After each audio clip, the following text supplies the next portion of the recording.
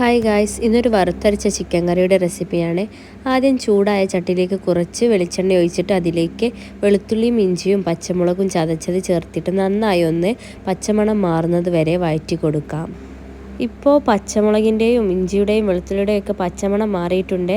ഇനി അതിലേക്ക് 2 വലിയുള്ളി അരിഞ്ഞതും ചേർത്തിട്ട് നന്നായി ഒന്നുകൂടെ ഇളക്കി കൊടുക്കണം. ഇനി അതിലേക്ക് ആവശ്യത്തിനുള്ള ഉപ്പും ചേർത്തിട്ട് നന്നായി ഒന്നുകൂടെ ഇളക്കി കൊടുക്കാം.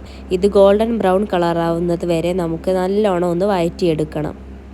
ഇപ്പോൾ നമ്മുടെ വലിയുള്ളിയൊക്കെ നന്നായി വഴറ്റി വന്നിട്ടുണ്ട്. ഇനി അതിലേക്ക് മീഡിയം സൈസ് 2 തക്കാളി ചേർത്തിട്ട് നന്നായിട്ട് ഒന്നുകൂടെ ഇളക്കി കൊടുക്കണം.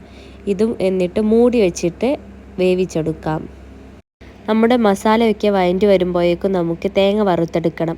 അതിലേക്ക് ആവശ്യമായിട്ടുള്ള 2 ഏലയ്ക്ക, 2 കറുവപ്പട്ട, 4 ചെറിയുള്ളി, കുറച്ച് കറിവേപ്പില, കുറച്ച് പെരിഞ്ജീരകം ഇതെല്ലാം ചേർത്തിട്ട് നന്നായി ഒന്ന് ഇളക്കി കൊടുക്കണം.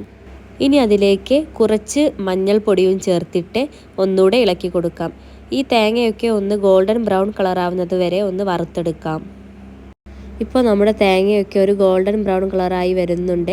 നമുക്ക് എന്നിട്ട് ഇതൊന്ന് നല്ല പോലെ പേസ്റ്റ് പോലെ ഒന്ന് അരച്ചെടുക്കണം.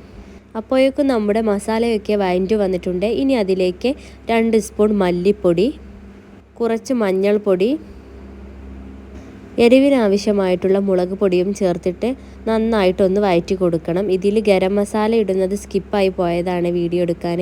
അപ്പോൾ നിങ്ങൾ കുറച്ച് ഗരം മസാലയും ചേർത്തിട്ട് ഒന്നായിട്ട് ഇളക്കി കൊടുക്കണം. അതിലേക്ക് ചിക്കനും ചേർത്തിട്ട് നന്നായി ഒന്ന് ഇളക്കി കൊടുത്തിട്ട് കറിയിലേക്ക് ആവശ്യമായിട്ടുള്ള വെള്ളവും ഒഴിച്ച് കൊടുത്തിട്ട് മൂടി വെച്ചിട്ട് നമുക്കൊന്ന് വേവിച്ചെടുക്കണം. അപ്പോൾ നമ്മുടെ ചിക്കനൊക്കെ നന്നായി വെന്ത് വന്നിട്ടുണ്ട്. ഇനി അതിലേക്ക് നമ്മൾ അരച്ചു വെച്ച തേങ്ങ വറുത്തതും ചേർത്തിട്ട് ഒന്നുകൂടെ ഇളക്കി കൊടുത്തിട്ട് ഒന്ന് തിളപ്പിച്ചെടുക്കും. ഇനി അതിലേക്ക് കുറച്ച് മല്ലിയിലയും ചേർത്ത് കൊടുത്തിട്ട് ഒന്നുകൂടെ ഇളക്കി യോജിപ്പിക്കണം. ഇപ്പോൾ നമ്മുടെ വറുത്തരച്ച ചിക്കൻ കറി റെഡി ആയിട്ടുണ്ട്. ഇത് നെയ്ച്ചോറിൻ്റെ കൂടെയും അപ്പത്തിൻ്റെ കൂടെയും ഒക്കെ കഴിക്കാനായിട്ട് നല്ല ടേസ്റ്റാണ്, അടിപൊളിയാണ്. നിങ്ങളെല്ലാവരും ഇത് ട്രൈ ചെയ്ത് നോക്കണം. ഈ വീഡിയോ ഇഷ്ടപ്പെട്ടാൽ സബ്സ്ക്രൈബ് ചെയ്യാൻ മറക്കല്ലേ.